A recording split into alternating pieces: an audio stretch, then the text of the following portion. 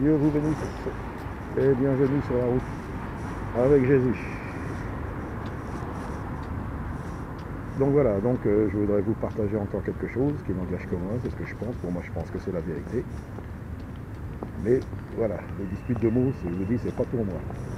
Donc ce que je voudrais dire souvent quand on rencontre des musulmans, c'est sympa, quand on parle comme ça, mais d'un seul coup je leur parle de la Bible, de Jésus, ils me disent ah ouais mais moi je peux pas en croire comme vous parce que moi je suis musulman, on peut pas. Vous voyez, donc on leur a mis dans la tête, on leur a enseigné Jésus, la Bible c'est faux, et surtout ne vous mélangez pas avec quoi.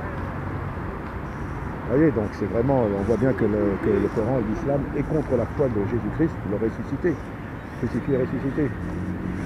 Que Dieu vous bénisse, madame. Bonjour madame. Donc voilà, bon voilà, c'est comme ça. Vous avez l'habitude maintenant, hein, ceux qui suivent les vidéos.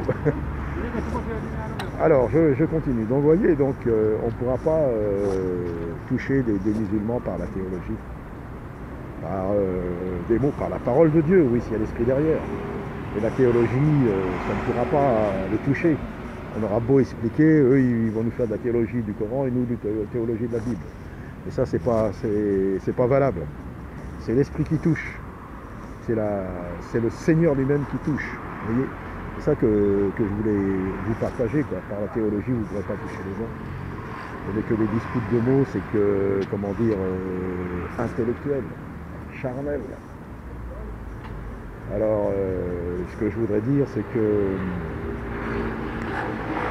l'apôtre Paul, pharisien des pharisiens, comme il disait, enseigné dans la secte la plus rigide des pharisiens, qui persécutait l'Église, parce que l'Église, pour lui, l'Église de Jésus-Christ, c'était une abomination.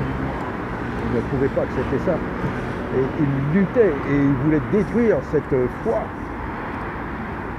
Alors, est-ce que ça aurait été par de la théologie qu'on aurait pu avoir l'apôtre Saul de Tarse, avant qu'il devienne l'apôtre Paul? Pas du tout, parce que lui, question théologie, il était assez poussé là-dedans. Hein.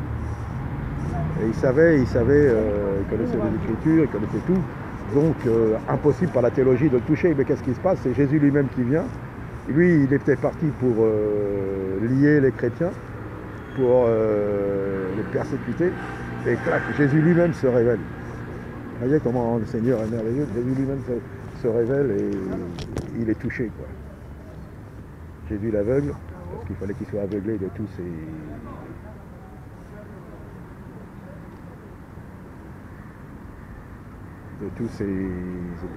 comment dire, ce qu'il avait appris, quoi. Il est considéré comme de la boue après, vous voyez. Donc Jésus lui-même se révèle, vous voyez bien, donc c'est pas par la théologie, c'est pas par les méthodes d'évangélisation. Donc le Seigneur, qu'est-ce qu'il fait? Il va toucher un disciple, un simple disciple, pas un apôtre, qui s'appelle Ananias, pour aller voir Saul de Tarse. Il lui impose les mains et il voit et il le baptise. Vous voyez un peu? Donc, on ne pourra pas avoir les gens, avoir le monde par la théologie, par des programmes fabriqués de toutes pièces, par des méthodes d'évangélisation comme beaucoup enseignent. Non. Parce que les âmes sont différentes. Quand vous êtes dans la rue, il y a des riches, il y a des pauvres, il y a des noirs, il y a des blancs. Il y en a qui sont dans le deuil, il y en a qui sont dans la joie éphémère, il y en a qui ont des richesses, il y en a qui n'ont plus rien, il y en a qui ont été déçus, il y en a qui sont énervés. Il y a toutes sortes de personnes quand vous êtes dans la rue. Et bien l'esprit, lui, le Seigneur, s'adapte à chaque cas, à chaque personne. Vous voyez, donc c'est pas avec une méthode, vous allez dire ouais, je vais faire comme ci, je vais faire comme ça. Non, le Seigneur connaît les cœurs. C'est lui-même qui se révèle. C'est pour ça que je dis, c'est pas avec de la théologie, avec des principes appris, non. Déjà nous-mêmes, on doit refléter le Seigneur. Déjà sans parler, les gens doivent sentir l'odeur de Christ, déjà. Sans parler, je vous dis, déjà d'être là, être rayonnant de joie, rayonnant, qu'on nous voit rayonner, quoi, c'est ça. Et déjà, ça va éclairer ce monde de ténèbres, là où nous sommes. Que les gens sont dans les ténèbres. Donc voilà, donc c'est ce que je voulais vous partager. C'est les mots, comment voulez-vous toucher les musulmans avec de la théologie? On va se battre? Non, moi je ne me bats pas. S'ils ne veulent pas être touchés, ils ne sont pas touchés. Si le Seigneur ne veut pas qu'ils soient touchés, ils ne seront pas touchés. Mais s'il veut qu'ils soient touchés, ils seront touchés. Il n'y a pas de problème avec ça. Vous voyez, donc voilà, simple, hein, direct, court, voilà, c'est ce que je voulais vous partager. Voilà, c'est ce que je pense, c'est ce que je vis, quoi. Je veux pas... Sinon, les théologiens, il y a des gens très instruits dans la Bible. Vous avez des rabbins, waouh, ils sont costauds hein, dans la Torah. Hein. Si c'est pas l'Esprit du Seigneur, comment voulez-vous les toucher? Comment voulez-vous les toucher si c'est pas l'Esprit du Seigneur? Impossible, impossible. Il y a tellement un voile en eux, quoi. Pourtant, c'est tellement évident dans la Torah que Jésus est là, quoi. C'est tellement évident qu'il n'y a que le Seigneur, il n'y a que l'Esprit du Seigneur qui puisse les toucher. Vous voyez? Vous allez arriver avec une théologie? Ah bah alors là, ça ne va pas marcher du tout, parce qu'eux sont encore plus théologiens que le plus grand des théologiens chrétiens. Hein. Vraiment là, mais le Seigneur est tellement merveilleux.